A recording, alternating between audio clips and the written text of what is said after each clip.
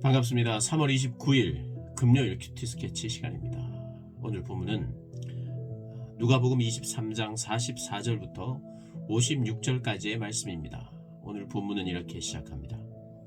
때가 제6시쯤 되어 해가 빛을 잃고 온 땅에 어둠이 임하여 제9시까지 계속하며 성소의 휘장이 한가운데가 찢어지더라. 오늘 본문은 이제 십자가에 달리신 예수님께서 죽임을 당하시는, 운명하시는 그런 본문입니다.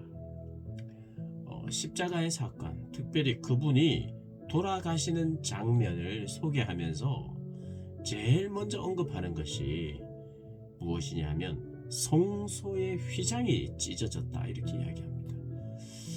십자가에 달려서 돌아가시는 그 사건에 주변에서 일어난 일, 또 특별히 딱 죽으실 때에 일어난 일 하나를 소개하는데, 그리고 그걸 가장 먼저 소개하는데 그 소개한 내용이 성소의 휘장이 찢어졌다는 겁니다.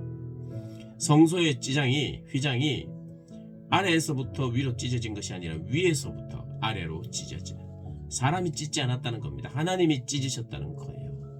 그게 무슨 말이냐면, 휘장을 찢었다, 성소의 휘장을 찢었다는 말은 그 성소에 아무도 들어갈 수 없었습니다.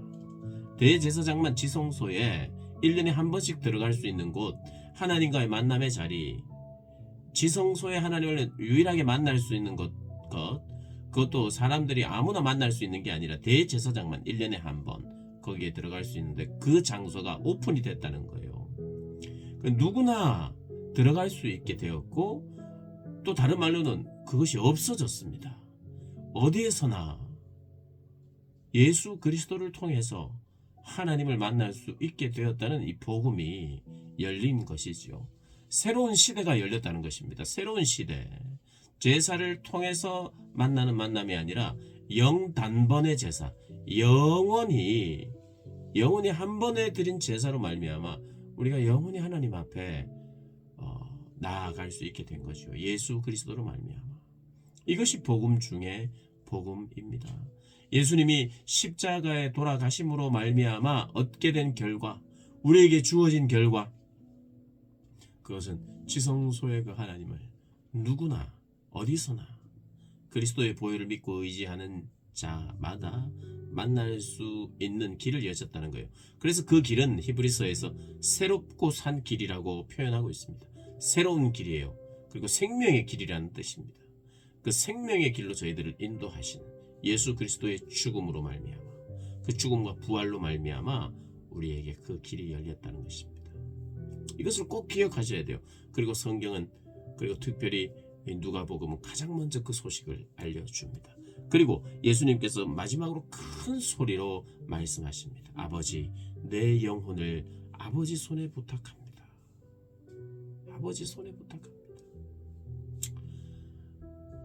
정말 우리가 죽기 전에 드릴 수 있는 가장 복된 기도 같아요. 내가 이 땅을 살면서도 아버지께 나를 의탁해야 하듯이 죽음 직전에 아버지의 손에 의탁합니다. 이런 기도. 우리가 또 자기 전에 하나님, 내가 자는 동안 또 아버지 손에 의탁합니다. 새날이 있기 전 아버지 손에 의탁합니다. 실제로 이스라엘 백성들은 시편 31편의 말씀으로 이렇게 기도를 했습니다. 잠에서 깰 때까지 내 영혼을 지켜주십시오. 그리고 나서 중요한 또 증언이 있지요. 그게 뭐냐? 백부장의 증언입니다. 백부장이 그 된 일을 보고 하나님께 영광을 돌려 이르되, 이 사람은 정녕 의인이었도다.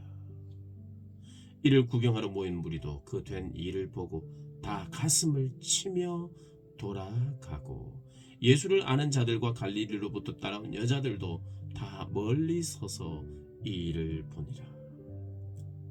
구경하러 모인 많은 사람들, 그 중에 끝까지 예수의 죽음을 비웃고 조롱했던 그런 사람들이 있었겠으나, 또 많은 사람들이 가슴을 치며 돌아가고, 백부장은 정녕 의인이었도다. 그분의 무죄를 십자가상에 돌아가시는 예수님을 보고 무죄임을 강조를 합니다. 그리고 이 재판은 불의한 재판이었다고 또 강조를 합니다. 그런데 하나님께서는 또 이 앞으로 딱 한 번의 완전한 이 마지막 때의 심판을 이제 하시겠지만, 어떻게 보면 불의한 재판, 사람으로 봤을 때는 불의한 재판이지만, 또 하나님이 보셨을 때는 물론 불의한 재판이시지만, 하나님은 또 한편으로 이 재판을 보시면서, 이 재판이라기보다는 이 십자가의 처형을 보시면서 기뻐하셨습니다. 그것은 만족하셨습니다. 왜 만족하였나? 무엇 때문에 만족하였나? 이 모든 죄인들을 새롭고 산 길로 인도할 수 있게 되어서 만족하셨고, 예수 그리스도의 죽음으로 말미암아 그분에게 모든 인류의 죄값이 그분에게 지어지고 진노와 형벌이 저주가 그분에게 떨어졌기 때문에 그 하나님의 진노가 풀렸어요. 그래서 그리스도가 죽는 것이 모든 인류가 죽는 것을 커버하고 만족시키는 죽음이었어요. 그러니 하나님의 심판은 모든 인류에게 저주와 진노가 쏟아부어져야 되는데, 그래야 합당한 재판인데, 그 재판은 거기에 쏟아져야 될 그분의 진노가 예수 그리스도에게 쏟아짐으로 말미암아 재판장이신 그분은 온전히 그분의 진노를 쏟아부음으로 말미암아 해야 될 심판을 하신 것입니다. 그래서 정말 공평한 어떤 면에서는 마땅히 받아야 할 만큼 받은 재판이란 거죠. 우리를 대신해서 우리 온 인류의 죄를 위해서는, 예를 들어 100이라고 하는 벌을 줘야 되는데, 이 모든 인류 대신 죄 없는 예수님이 지셨기 때문에 100이라고 하는 저주를 쏟아붓지 않고 열이라고 하는 저주를 쏟아붓자. 왜? 이분은 죄가 없는 분이니까. 대신 자처했으니까 봐주자, 살살 때리자, 이게 전혀 아니라는 것이에요. 그것은 불의한 재판입니다. 우리에게 충분히 퍼부어져야 될 진노와 저주가 예수 그리스도에게 충분히 퍼부어진 것입니다. 그 아픔과 힘듦과 고통은 우리가 상상할 수 없습니다. 상상 밖의 일입니다. 그러나 이 재판은 인간으로서, 또 하나님 앞에서, 그리고 그분의 행동으로, 그분이 한 모든 일 중에 그 어떤 것도 죄로 볼 수 있는 것이 없는데, 이분의 죽음은 우리를 위한 죽음이었기 때문에 그런 면에서 우리의 죄값을 다 짊어지시고 담당을 하셨다는 면에서 공정한, 충분한 재판이 되었고, 그 결과 새롭고 산 길이신 그 길이 열렸다는 것, 이것이 십자가의 사건에 있는 의미입니다. 십자가 사건이 우리에게 주는 의미, 내가 십자가를 믿는다고 하는 것, 예수 그리스도를 믿는다고 하는 것, 그것은 이 내용이라는 거예요. 내가 십자가 형상을 나는 믿어요 하고 목걸이 걸고 다닌다고 십자가를 내가 받아들이고 십자가를 이해한 것이 아니라, 이 십자가에 쏟아지신 공정한 공의로운 심판이 여기에 행해졌다. 십자가는 모든 인류의 죄를 예수님께서 대신한, 그래서 공의로운 심판이 이루어진 장소다. 누구를 위하여? 우리를 위하여. 그러니 그냥 저 십자가를 볼 때 예수님이 대신 지셨기 때문에 우리 인류에게 부어질 그런 진노보다는 적은 진노가 한 사람이 담당해야 되는 것이니까 적게, 그렇게 무한하게 벌 받아야 되는데 상징적으로 한두 대 때린 그런 게 아니라는 거예요.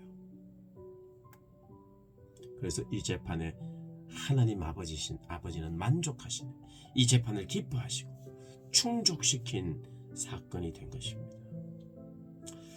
오늘 우리가 십자가를 바라볼 때요, 하나님 그리고 예수님께 대한 우리의 죄를 묵상하고 죄송해야 할 뿐만 아니라 이 모든 죄를 충분하고도 남음이 있을 만큼 해결해 주신 그 주님을 바라보며 감사하는 저와 여러분 되시기를 주님의 이름으로 축복합니다.